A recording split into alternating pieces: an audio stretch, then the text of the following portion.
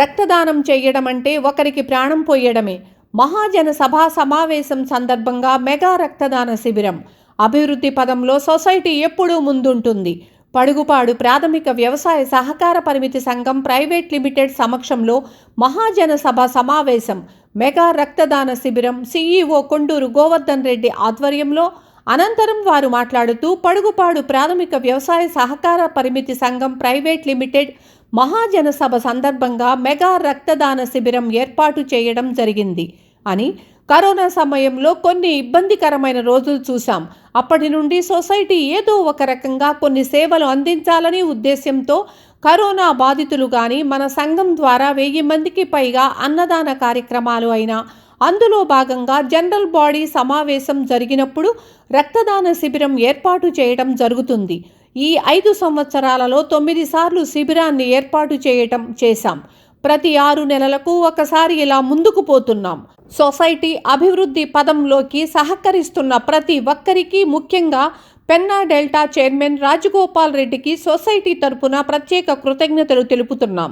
ఈ కార్యక్రమంలో CEO Konduru Govardhan Reddy, vigilance DT Krishnamohan, society chairman Nagireddy, Shyamsundar Reddy, director Nagishetti Jayaprakash, director Nara Srinivasulu, society Shiva, red cross సిబ్బంది తదితరులు పాల్గొన్నారు.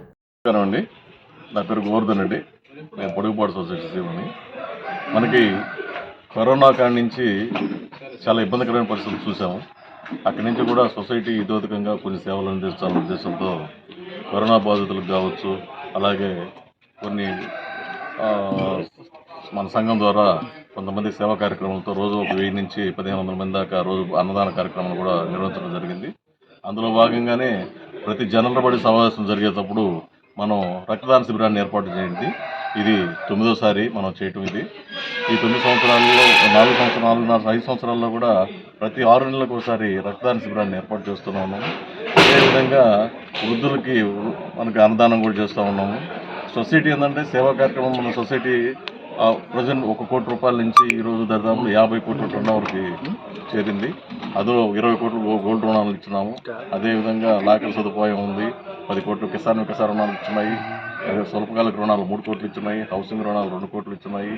అదేవిధంగా రైతులకు ఇతోధికంగా ఫర్టిలైజర్స్ అయితే మేము మన పెట్రోల్ బంక్ కూడా మన సొసైటీ తరఫున ఏర్పాటు చేస్తున్నాము.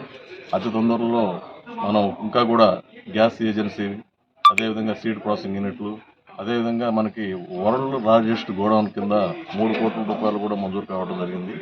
ఇది మనం ఇంకా దీనికి మనం ఇంకా కూడా సొసైటీ పరిపుష్టి చెందేదానికి, జిల్లాలోనే సొసైటీ ప్రప్రథమంగా నిలబడేదానికి మా వంతు సహాయ సహకారాలు చేస్తూ ఉన్నాము.